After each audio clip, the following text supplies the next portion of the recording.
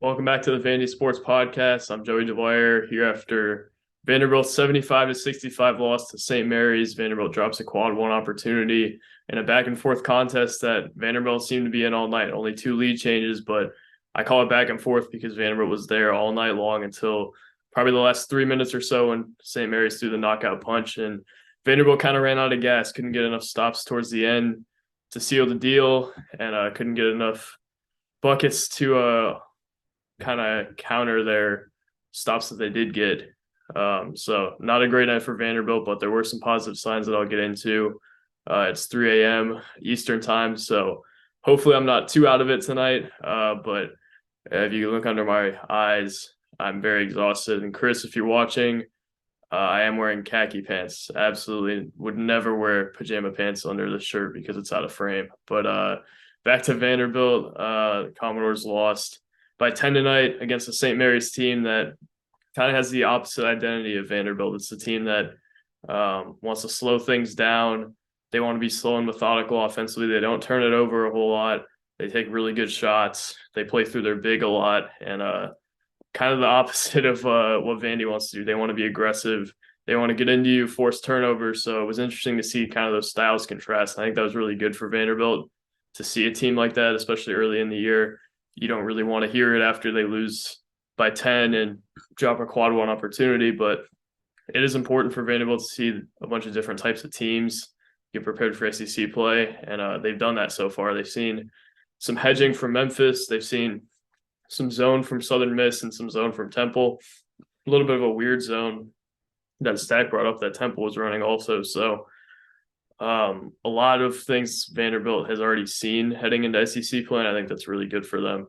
Even if their record is 2-3 and their resume isn't awesome at the moment, I think those things are things that they can have going forward in their back pocket. And speaking of things they have going forward, Jordan Wright seems to have fully stepped into the go get you a bucket guy role. Had 22 points tonight on 8 for 17 from the field, 2 for 5 from three. And when Vanderbilt needed to stay in the game towards the end, it was Jordan Wright who they turned to, and that was the guy who got him a bucket towards the end and just continually was getting them buckets. And you could kind of see he ran out of gas there at the end, and that's where Vanderbilt's offense really went stagnant. Tyron Lawrence also had a really good night, 13 points, only shot 40% from the field, but hit a lot of shots from the line, got to the line, which Vanderbilt hadn't done a whole lot. Lawrence and Wright had 12 free throws combined and made 9 of them. So solid night for them. Wright went 100% from the line.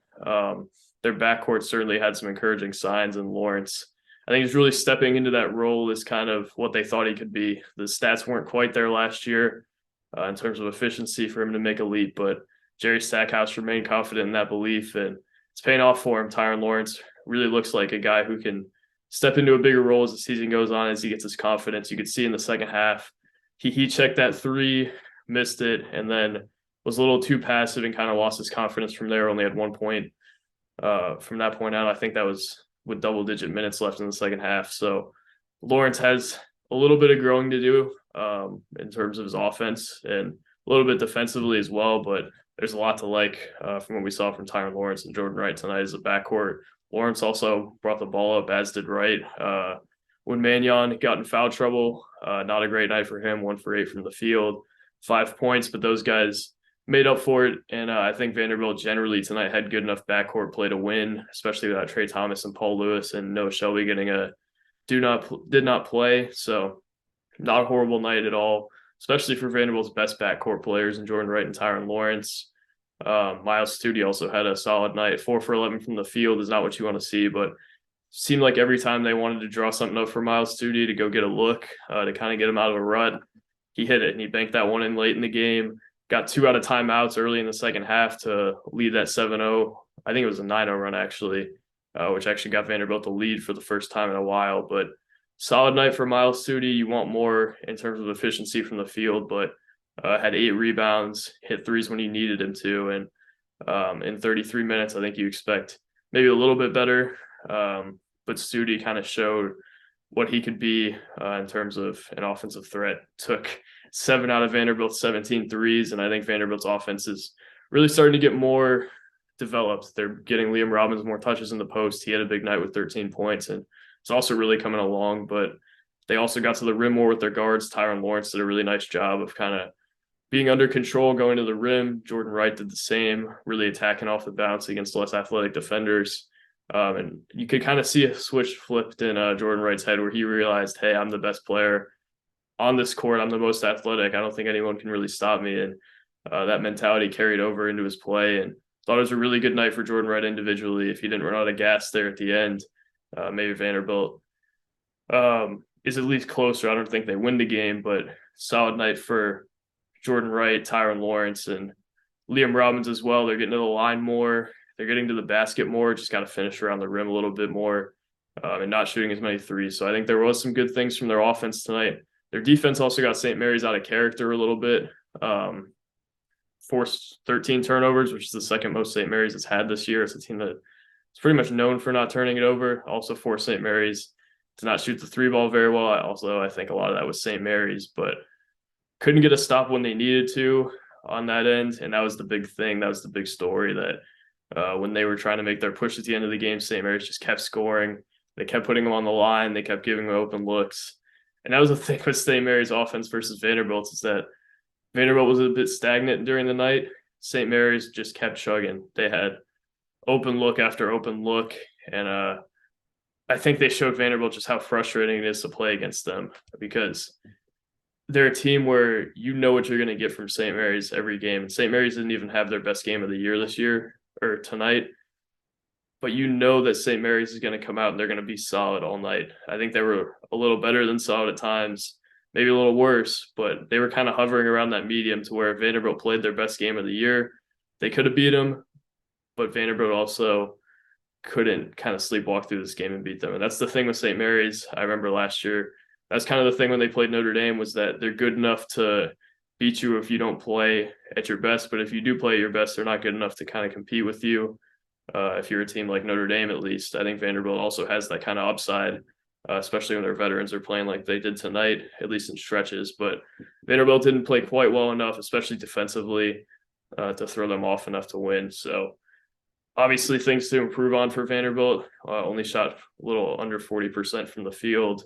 Let St. Mary's get a lot of good looks from the mid-range.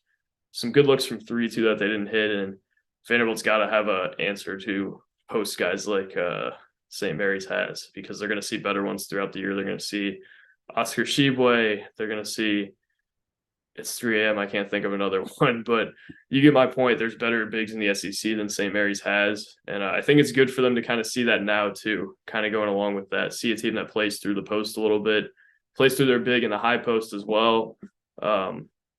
It's good for them to kind of adjust to that early and realize that they probably have to fix that now. Liam Robbins had 4 fouls. Quentin Malora-Brown had 2. I think he picked those 2 up like midway through the first half and really wasn't on the floor much after that. So certainly some things to improve on. I think Lee Dort can help them in that aspect once the front court guys get a little bit bigger, like Shibwe. I think they're going to have to go there, at least for some spot minutes. But Vanderbilt, I thought tonight was not bad. I think they have some positive signs to carry forward. Did some nice things defensively on St. Mary's, turned them over a little bit, which I wasn't really expecting. Their offense to me passed the test against the 6th-ranked defense in Ken Palm. I don't know that they're that good. I think that's kind of a small sample size, but certainly impressive considering what St. Mary's is ranked. Vanderbilt didn't have great efficiency tonight, but they also got a lot of good looks against a good defense.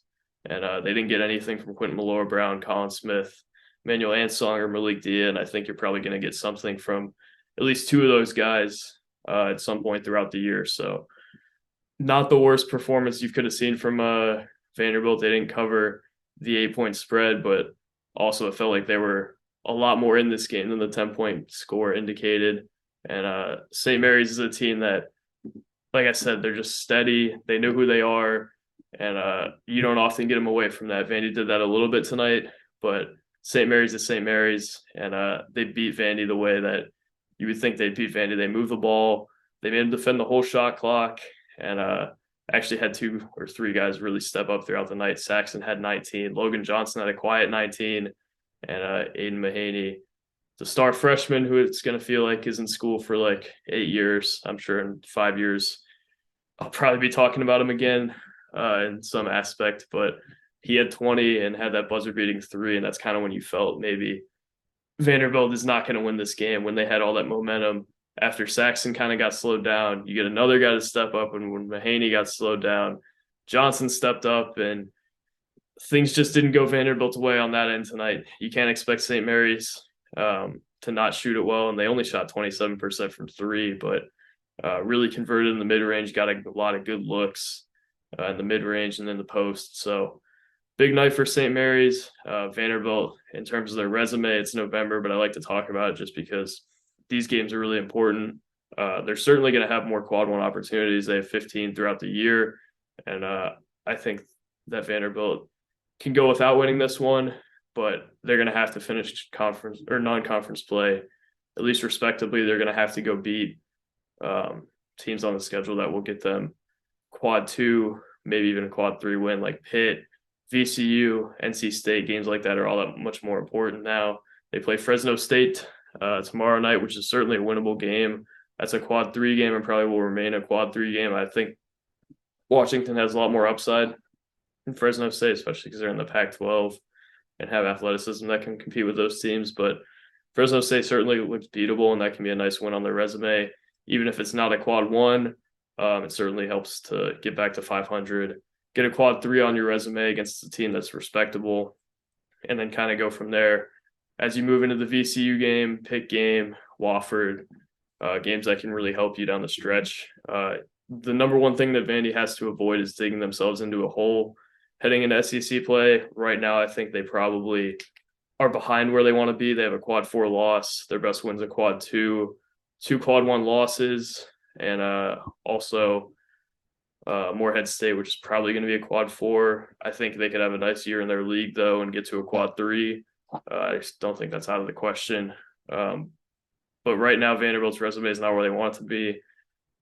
The schedule is certainly not barren of opportunity as we move forward, but you got to put yourself in a good spot heading into SEC play. I do think this is the kind of team that, as they kind of mesh together throughout the year, as Ezra Mannion gets more confidence as a ball handler, as Jordan Wright kind of steps into a bigger role, as Tyron Lawrence realizes that he has to be a guy, and Liam Robbins continues to step up like he has. I think this team has more upside than maybe I originally thought, but also they don't have the upside of a team like Auburn or a team like Arkansas. So a lot to like from Vanderbilt tonight generally.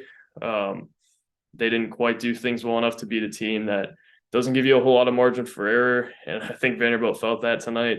St. Mary's just one of those teams that's really frustrating to play against. I don't know if a team that I cover will ever beat St. Mary's on Thanksgiving week. I think Notre Dame lost to them twice while I covered them, maybe once, and Vanderbilt loses tonight. So they're just a team that's really frustrating. They make you just question everything defensively. Jerry Stackhouse mixed it up tonight a little bit, went zone at times, went full court extension at some times, and started hedging screens, played drop coverage, just try to do a bunch of things.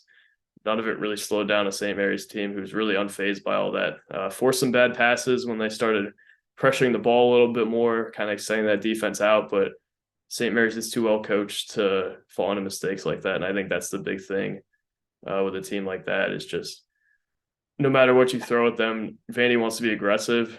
And I think that's kind of the downfall of their defense, because when you run into teams like that that are really well coached and have steady guards, even if they're young, it's going to be tough for you to force those turnovers and get them out of character offensively like you want to.